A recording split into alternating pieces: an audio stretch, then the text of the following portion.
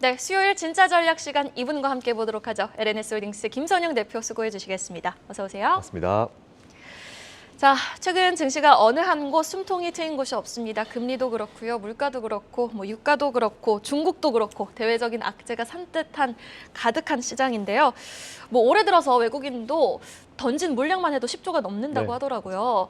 도대체 지금 이 앞서 제가 언급했던 악재들이 한 번에 해소될 악재들은 아닌 것 같거든요. 도대체 언제쯤 좀 외국인의 수급이 다시쯤 컴백할 수 있을까요? 네, 일단 말씀하신 대로 참 제가 보더라도 너무 심하다 싶을 정도로 외국인들이 올해 참 매도를 많이 하고 있습니다. 다양한 이유가 있겠지만 일단 최근에 가장 이야기가 많이 나온 이슈가 총 3가지 정도로 보시면 될 것 같은데요. 일단 첫 번째는 달러 원 환율에서 이제 달러 강세가 지속되고 있다. 반대로 이제 원화 약세가 계속 지속되고 있다는 부분이고요. 두 번째는 3월 FOMC 의사록에서 본격적인 양적 긴축에 대한 어떤 스케줄과 금액대가 나왔다는 그런 부분인 것 같습니다. 그리고 세 번째는 최근까지 이어지고 있는 인플레이션. 이제 오늘 인플레이션이 새벽에 발표가 됐는데 어제죠? 어제 발표가 됐는데 이 3가지가 좀 시장에 가장 영향을 좀 많이 주고 있는 것 같습니다. 일단 이런 부분들에서 모든 것들이 시작되었다라고 좀 보시면 될 것 같고요. 일단 오늘은 위의 이슈들을 하나씩 좀 살펴보면서 이제 전략까지 이어가 보도록 하겠습니다. 먼저 제가 최근에 계속 이어지고 있는 달러 원 환율 강세 지속에 대한 부분을 먼저 한번 살펴보고 싶은데요. 제가 준비한 자료 한번 보시죠. 네, 첫 번째 자료는 달러 원 환율입니다. 원달러가 아니고요. 달러 원 환율이라 부르는 게 맞습니다. 일단 본 자료는 최근까지 달러 원 환율의 월봉 차트라 보시면 되는데요. 이 차트를 제가 가로로 이제 빨간색 줄을 이제 그어놨는데 대략적으로 지금 포인트대가 1236이다, 1240이다 사실 이런 포인트가 중요한 건 아니기 때문에 가장 최근에 포인트대를 제가 그냥 빨간 줄로 그어놨다고 보시면 될 것 같습니다. 잘 보시면은 이 라인대를 돌파한 게 맨 왼쪽에 2008년도 금융위기 때 한번 크게 돌파를 했습니다. 그리고 최근엔 거의 없었고요. 제일 오른쪽에 보시면 한번 툭 치고 올라갔는데 그러네요. 윗꼬리 만들고 내려왔던 거는 2020년도 3월 달에 코로나19 때. 근데 그것마저도 윗꼬리를 만들고 내려왔습니다. 근데 보시면은 사실 지금 이 정도짜리 때를 사실상 거의 20년 가까이 되는 기간 동안에 크게 돌파한 어떤 상황이 거의 없었습니다. 근데 그 사이에 보시면은 유럽 재정 위기도 있었죠. 2010년도 있었고 미국과 중국의 무역 분쟁 관련 얘기도 있었고 이라크 전쟁도 있었고 정말 세상이 당장 망할 것 같다라는 그런 케이스가 굉장히 많았었는데요. 그럼에도 불구하고 해당 지금 라인대를 돌파한 적이 거의 없다라는 부분을 좀 체크해 보시면 좋을 것 같습니다. 만약 미국이 전략적으로 이제 강달러 전략을 간다 하면은 좀 모르겠지만 사실 지금은 전혀 그런 상황이 아니다라는 부분 체크해 보시면 될 것 같고요. 따라서 언제나 약간의 시차가 있고 약간의 어떤 지수 ገብ차 그리고 이 환율의 갭차가 분명히 있긴 하겠지만 지금 이 환율대는 역사적으로 거의 뚫렸던 적이 거의 없었고 사실 제가 지난번에 한번 말씀드렸지만 이 포인트대를 기준으로 지수가 만약 저점이었다고 하면은 우상향으로 돌리는 시점이 되었고요. 그리고 이게 만약 고점대였다고 하면은 우하향으로 조정이 시작되는 그런 단계였다고 보시면 될 것 같습니다. 그리고 환율을 예측하는 것 자체가 사실 거의 불가능합니다. 왜냐하면 대외적인 변수가 워낙 많고 최근에 러시아 관련 이슈 자체도 그 누구도 예상할 수 없었던 그런 이슈인데 예측하는 건 거의 불가능하지만 어느 시점에 사실 환율이라는 건 갑자기 정말 훅 바뀌는 그런 경향이 분명히 있는 것 같아요. 이에 따라서 지금 같은 경우는 이제 이런 과거의 사례를 좀 여러분들이 좀 보시면서 이제 슬슬 전환의 시기가 올 때가 되었다. 변곡점이 좀 올 시기가 되었구나라는 부분을 좀 미리 체크하신 다음에 앞으로 다가올 시장, 물론 이제 이게 앞으로 다가올 시장에 대해서 포트를 맞추시기가 지금은 굉장히 불편하고 어려운 시기인 건 맞긴 하지만 그렇다 하더라도 좀 어려움을 딛고 이제 앞으로 다가올 시장에 대해서 포트폴리오를 좀 미리 짜두신 것이 좋을 것 같다라는 그런 말씀드리겠습니다. 네, 그럼 외인들의 매도를 이어가는 이유, 좀 환율에 대해서 좀 짚어봤는데 그 포인트에서는 일단은 역사적으로 변곡점이 발생했던 구간이 현재 구간이다. 그러므로 지금 시점에서는 분위기 전환이 될 수 있는 시점이니 앞으로 다가올 수 있는 약달러에 대한 포트를 좀 구성해보자라고 정리를 해주셨는데요. 자, 그러면은 3월 FOMC 의사록 공개에 대해서도 한번 이야기를 나눠보도록 하겠습니다. 사실 이번 의사록 공개에서는요, 5월 FOMC까지 기다릴 필요도 없을 만큼 정말 많은 정보가 공개가 됐거든요. 네. 한번 정리를 해볼까요? 네, 일단 앵커님 말씀하신 대로 정말 다 나왔습니다. 그동안 시장이 사실 궁금했던 건 총 4가지인데요. 일단 제가 준비한 그 다음 자료 한번 보시죠. 첫 번째, 금리 인상은 도대체 언제 하나라는 부분을 되게 궁금했었죠. 사실 25bp를 3월 달에 하긴 했었지만 그거는 어차피 50bp 하려고 했다가 러시아 이슈 때문에 25bp 베이비 스텝을 했던 건데 사실 이게 큰 효과를 주지는 못했습니다. 안 할 수는 없고 하긴 해야 될 것 같은데 일단 25bp를 올렸다고 보시면 될 것 같고요. 두 번째, 첫 번째 금리 인상은 도대체 얼마나 할까? 50bp, 25bp 이거에 대한 얘기는 사실상 첫 번째 금리 인상이 이번 5월 달에 다가올 금리 인상이라 보고 있기 때문에 이렇게 아마 굉장히 궁금해하는 것 같고요. 그리고 세 번째로는 어느 정도 금리 인상을 진행한 다음에 QT, 즉 양적 긴축을 진행할까라는 부분이었어요. 이번 3월 달 회의록 발표하기 전까지는. 그리고 네 번째는 QT를 시행하면은 도대체 언제 시행을 하고 매달 얼마씩 줄여나갈 것인가. 사실 이 네 가지 포인트가 이번 3월 회의록 발표되기 전에 제일 궁금한 부분이었는데 하나씩 좀 살펴보시면은 일단은 금리 인상은 언제 처음 하나? 일단 3월에 했습니다. 근데 방금 말씀드린 대로 원래는 50bp 하려고 했었죠. 그래서 이제 1월 달, 2월 달 잘 아시겠지만 50bp 한다라는 그런 공포감 때문에 도대체 과거에 50bp를 언제 했지? 앨런 그린스펀 때 하긴 했었는데 그렇게 되면 굉장히 매파적으로 나올 수도 있겠네.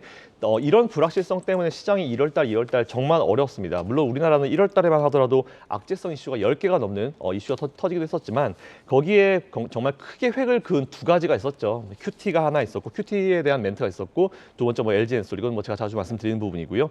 어쨌든 그 이후에 일단 베이비 스텝을 진행했습니다. 25bp를 진행을 했고 단기적으로 반등은 나왔지만 원래 시장이 예상했고 좀 뭔가 기다렸던 50bp를 하지 못했기 때문에 약발은 그렇게 오래 가지 못했다라는 부분 좀 포인트 잡아보시면 될 것 같아요. 두 번째로 금리 인상을 얼마나 할까? 25bp냐 50bp냐 그때 당시에도 굉장히 말이 많았었는데 일단 3월 달은 앞에서 말씀드린 대로 안 할 수가 없었습니다. 이에 따라서 25bp를 올렸습니다. 하지만 지금 현재 시장은 좀 더 강한 인플레이션이 좀 세게 나왔기 때문에 좀 강한 어떤 이 긴축을 원하고 금리 인상을 원했던 그런 상황이었죠. 근데 그런 가운데 3월 FOMC 의사록에서 대다수의 위원들이 50bp를 해야 된다라는 거에 동의를 했습니다. 그래서 제가 준비한 그 다음 자료 한번 보시죠.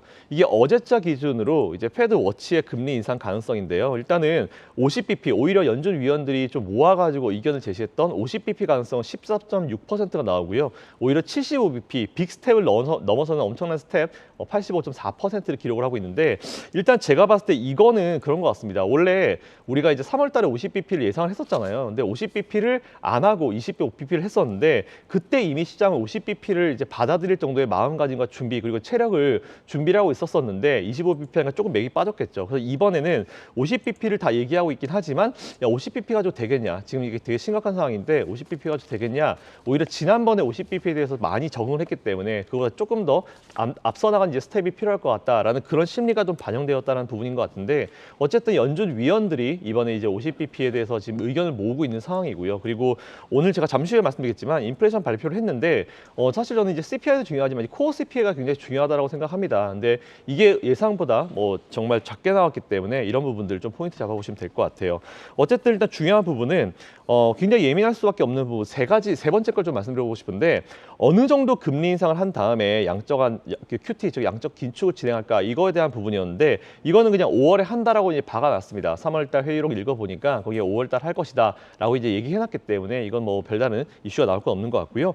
그리고 마지막 네 번째인데 전 사실 이걸 좀 포인트를 좀 잡아드리고 싶어요. 이게 어떤 거냐면은 앞에서 설명드린 대로 이제 5월에 시작한다. 근데 여기에 굉장히 중요한 포인트가 있는데 이게 회의록을 쭉 읽어보면 나오는 내용인데 사실 우리나라 언론에서 이 얘기를 별로 안 다루더라고요. 어떤 내용이었냐면은 네, 보니까 이제 맥스 950억 불이라고 했어요. 근데 여기서 첫 번째 포인트가 뭐냐면은 양적 완화를 할 때는 매달 800억씩 풀었거든요. 그러니까 800억씩 풀다가 줄일 때는 950억, 한 20% 정도 더 이제 줄여드리겠다라고 하는 건데 사실 이 정도는 시장이 감당합니다. 감당할 수 있는 그런 수치이기 때문에 이런 부분은 크게 우려가 되지 않고 950억 발표했길래 어쨌든 시장의 예상치 내에 나왔구나, 괜찮구나라는 생각을 했었는데 중요한 포인트는 뭐냐면은 모든 사람들이 950억 불에 지금 꽂혀서 이제 950억을 당장 5월 달부터 할 것이다라고 얘기가 나오고 있는데 그게 아니고요. 300억 불부터 시작합니다. 일단 300억 불부터 시작해서 3개월 단위로 끊어서 상황을 본 다음에 조금씩 올려서 올 하반기 기준으로 맥스로 950억 달러를 하겠다는 얘기이기 때문에 이게 950억을 한 방에 처음에 시작하느냐 아니면 300억보다 천천히 올려가느냐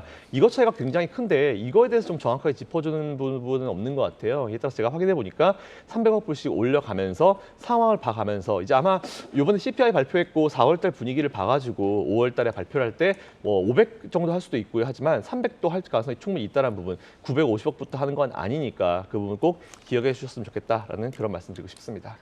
저도 의사록 이제 원문을 꼼꼼하게 지켜보지는 못했는데 살펴보지는 못했는데 언론 보도를 통해서 진짜 처음 듣는 것 같아요. 네. 300억 달러로 시작을 해서 950억 달러로 점진적으로 차차 늘려날 것이다라는 포인트를 짚어주셨는데, 자 그럼 우리 이제 지표 이야기도 안 해볼 수가 없습니다. 네. 간밤에는 또 3월 소비자 물가지수가 좀 발표가 됐었죠. 처음에는 이제 인플레 정점 찍었다 하면서 환호하면서 나스닥 지수가 2% 급등하다가 이거 이제 높은 물가 계속될 것 같은데 하면서 다시금 좀 급하게 하락하는 모습을 보였거든요. 네. 간밤 뉴욕 증시 좀 어떻게 지켜보셨나요? 일단 뭐 이건 제가 사실 자주 말씀드렸던 부분인데 시장에서 제일 두려워하는 거는 이제 지표가 이제 이 포인트가 얼마 지키는지가 아니고 불확실성입니다. 잘 아시겠지만 얼마 전에 시작됐던 러시아랑 우크라이나 이슈가 이제 불확실성이 시장을 좀 많이 장을 했었죠. 그리고 현재는 이제 러시아 이슈발 어떤 원자재 가격 상승으로 인플레이션이 조금 더 강하게 나오고 있는 그런 상황이 맞긴 맞습니다. 하지만 해당 이슈는 말 그대로 지정학적 리스크고요. 이 이슈가 계속 뭐 영원히 이어질 만한 이슈는 아니다라는 부분, 그리고 정치적인 이슈라는 부분 좀 포인트 잡아보시면 될 것 같고요. 그리고 인플레이션뿐만 아니고 보시면 작년에 테이퍼링 여러분 기억나실지 모르겠지만 테이퍼링도 땡겨진다, 느려진다, 테이퍼링을 얼마 한다, 이거 가지고 또 시장이 정말 텐트럼, 발작을 작년에 보였었는데 지금 사실 그건 기억나시는 분 거의 없으실 겁니다. 그때도 변동성이 크게 나왔었던 부분이고요. 그리고 그때는 정말 테이퍼링 시작되면 세상이 멸망할 것처럼 얘기했는데 멸망 안 했습니다. 이런 부분 좀 보시면 될 것 같고, 그리고 지금은 이미 2.7%가 넘어간 10년물 국채 수익률 같은 경우도 여러분 사실 이맘때 작년에 이제 한 6월 달 이때쯤만 되더라도 1.6%를 넘어서 1.7%로 넘어가면 정말 이거 멸망한다라는 그런 얘기가 나왔었고 시장이 정말 난리가 났었던 상황이 있었어요. 근데 지금 2.7%입니다. 그때보다 훨씬 더 많이 올라가 있는 상황인데도 불구하고 그때 했던 그런 걱정들이 좀 민망할 정도로 지금 상황이 어쨌든 안정적이다라고 보시면 될 것 같고요. 일단 이런 뭔가 악재성 이슈가 나올 때마다는 당장은 엄청난 일처럼 받아들일 수가 있을 것 같아요. 근데 이슈가 오픈이 되고 나면 오히려 불확실성 제거의 느낌으로 갈 수 있다는 부분 좀 포인트 잡아드리고 싶습니다. 그리고 오늘 발표된 CPI 같은 경우는 보통 이제 CPI가 두 가지 종류가 있습니다. 일반 CPI가 있고 이제 코어 CPI, 근원 CPI라는 게 있는데 변동성이 큰 어떤 식료품 가격을 제외하고 나온 게 코어 CPI인데 오히려 코어 CPI는 안정을 찾았다는 부분이고요. 원래 CPI 지수는 3월 달 기준으로, 그러니까 지난달, 이번 달 나오는 거 기준으로 고점을 찍고 이제 빠져야 정상인데 한 달, 두 달 정도 딜레이가 된 이유가 러시아 관련 이슈가 갑자기 툭 튀어나오면서 이제 원자재 가격을 올리면서 물가가 좀 올라간 부분인데 사실 이 부분도 시장에서 충분히 감안을 하고 있습니다. 이에 따라서 아마 다음 달 발표된 CPI 혹은 그 다음 달 발표된 CPI부터는 좀 안정을 찾는 흐름이 나오지 않을까라는 생각이 좀 들어요. 그래서 일단 지금 상황이 순리대로 잘 가고는 있지만 중간에 돌발 이슈 때문에 뭔가 좀 툭 튀어나오는 그런 것 때문에 딜레이가 되고 있다. 이 정도 좀 포인트 잡아보시면 될 것 같습니다. 네, 그러면은 지금까지 외국인들의 자금 이탈 현상 이유를 요소들을 하나씩 살펴봤는데요. 기승전결이 있어야 되겠죠. 그럼 지금 이 시기에는 어떤 전략이 좀 최선의 전략일지 한번 들어볼게요.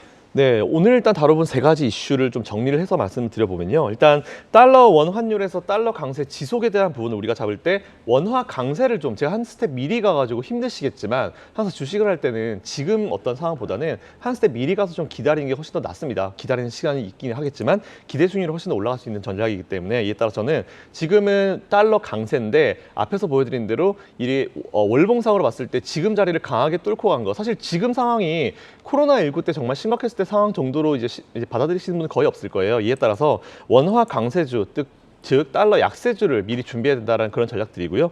두 번째로 FOMC 의사록에서 본격화된 양적 긴축 관련 스케줄에서 앞으로 이제 금리 인상 스케줄이 나올 것 같습니다. 이에 따라서 금리 인상 수혜주를 여러분들이 좀 보셔야 된다라고 두 번째 설명드리고 싶고요. 세 번째로는 인플레이션에서 좀 힌트를 좀 얻어보시면 될 것 같은데 인플레이션은 이제 3월달 본격적으로 테이퍼링이 끝나고 나서 금리 인상을 금리 인상이나 전략을 이제 사용하기 시작했습니다. 이에 따라서 현재 인플레이션은 코로나19로 사실 시작되었던 인플레이션이고 최근에 러시아 우크라이나 관련 이슈가 나오면서 그 인플레이션에 조금 더 추가적인 어떤 이슈를 제시를 했지만 어쨌든 이런 것들은 소강 상태가 들어갈 때까지 좀 지켜볼 필요가 좀 있을 것 같아요. 어쨌든 계속 이어지는 이슈가 아니기 때문에, 그리고 오늘 CPI 발표된 거 제 생각보다는 나쁘지 않았다라는 그런 결론을 가지고 있기 때문에 이런 부분 보시면 될 것 같고요. 이에 따라서 오늘 1번의 원화 강세, 달러 약세 수혜주, 그리고 두 번째 금리 인상 수혜주를 한번 준비해봤습니다. 일단 제가 준비한 자료 한번 보시죠. 일단 원화 강세주로는 크게 세 파트를 한번 준비해봤습니다. 첫 번째로 항공주, 두 번째 화학, 그리고 세 번째 철강인데요.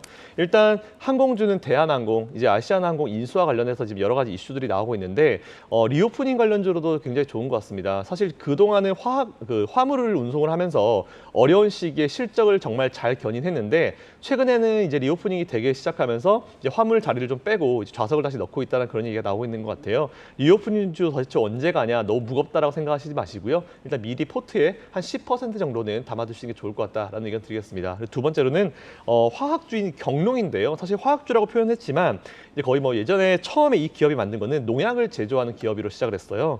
근데 농산업 관련해가지고 산업이 토탈 솔루션을 제공한 업체인데 화학 원재가 사실 대부분 이제 우리나라는 수입에 의존을 하고 있습니다. 이에 따라서 수입에 의존을 하는 그런 기업들은 이제 원화 강세가 됐을 때 유리한 상황이 직면할 수 있으니까 경로 한번 관심 가져보시면 좋을 것 같고요. 그리고 세 번째는 철강인데 제가 사실 철강주는 몇 개월 전부터 계속 좀 말씀을 많이 드렸습니다. 뭐 시크릿컬은 하나씩 가져가셔야 된다라고 말씀드렸는데 일단 어제 시간 외에서 철강주들이 굉장히 좋은 흐름을 보였는데요.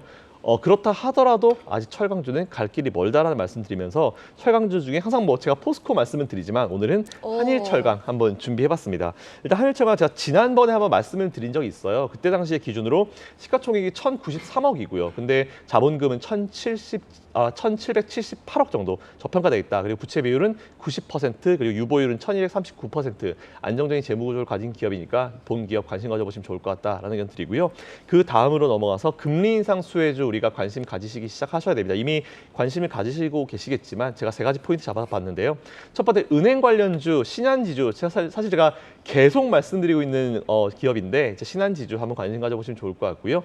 두 번째는 보험주. 사실 보험주들 최근에 굉장히 괜찮은 기업 맞습니다. 제가 지난번에도 뭐 메리츠라든가 이런 기업들 많이 말씀드렸는데 일단 수익이 진행 중이긴 하지만 지금 아직까지 조금 더 한번 해볼 만한 기업 뭐가 있을까 찾아보니까 한화생명이 있더라고요. 일단 운용자산 규모 기준으로 삼성생명이어서 이제 2위권이고요. 그리고 마지막 한정 KPS 이 기업도 관심 가져보시면 좋을 것 같습니다. 결론적으로 말씀드리면 어쨌든 지금 이제 환율 포인트가 이제 변곡점이기 때문에 미리 좀 대비하시라는 전략 드리고요. 두 번째는 5월 FOMC를 선반영하는 구간이 지금인 것 같습니다. 그래서 지금 좀 조정은 좀 여러분들이 잘 버텨주시면 좋을 것 같다는 말씀드리고요. 마지막 세 번째로 엎친 데 겹친 상황이지만 해결이 안 될 이슈, 러시아 이슈 아니기 때문에 조금 더 힘을 내시라는 말씀드리겠습니다.